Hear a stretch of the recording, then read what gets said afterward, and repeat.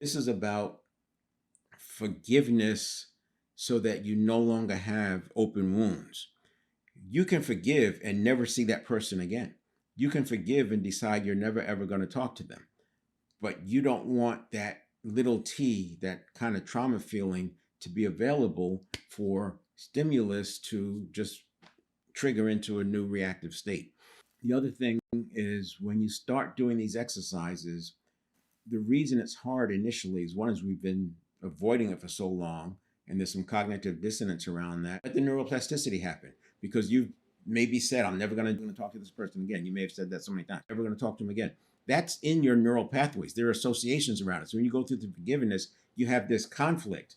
But by staying with the forgiveness, the I'm never going to do it again falls away because those neural pathways aren't fed. Come back and try it again the next day. Eventually, you will find yourself being able to do all 8 steps. Here's the first 4 steps.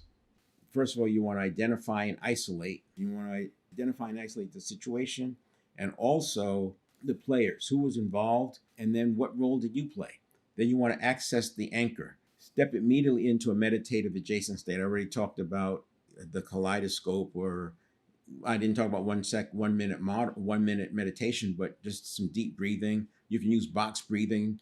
Do a few rounds of that. You'll get into a meditative adjacent state.